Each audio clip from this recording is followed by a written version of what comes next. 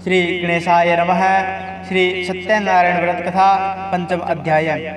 श्री सूत जी ने आगे कहा, हे ऋषियों, मैं एक और भी कथा कहता हूँ। प्रजापालन में लीन तुंगध्वज नाम का एक राजा था। उसने भगवान सत्यदेव का प्रसाद त्याग कर बहुत दुख पाया। एक समय राजा वन में वन्य पशुओं को मारकर बड़ के वृक्ष के नीचे आया। वहां उसने ग्वालों को भक्ति भाव से बंधु बांधवों सहित श्री सत्यनारायण जी का व्रत पूजन करते देखा।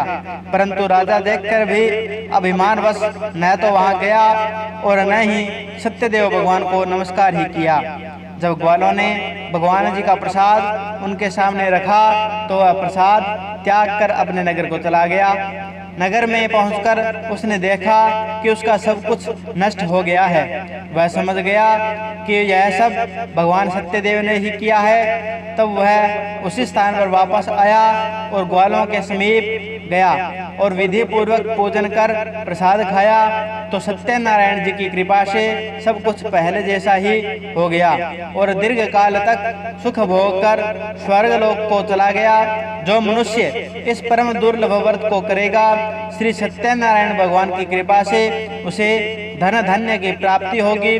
निर्धन धनी बंदी बंधन से मुक्त होकर निर्भय हो जाता है। संतानहीन को संतान प्राप्त होती है तथा सब मनोरथ पूर्ण होकर अंत में वह वैकुंठ धाम को जाता है। जिन्होंने पहले इस व्रत को किया, अब उनके दूसरे जन्म की कथा भी सुनिए। स्थानंद नामक ब्राह्मण ने सुदामा के रूप में जन्म लेकर श्री कृष्ण की भक्ति कर मोक्ष प्राप्त किया।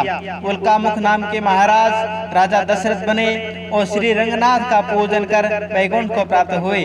साधु नाम के वैश्य ने धर्मात्मा व सत्य प्रतिज्ञ राजा मौलध्वज बनकर अपने पुत्र को आरे से चीरकर मोक्ष को प्राप्त हुआ। महाराज तुंगध्वज स्वयं भू मनु हुए।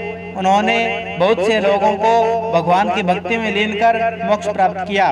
लकड़हारा भील अगले जन्म में गुह नामक निषाद राजा हुआ, जिसने भगवान श्री राम के चरणों की सेवा कर मोक्ष प्राप्त की। इति श्री सत्यनारायण व्रत कथा पंचमो अध्याय संपूर्ण।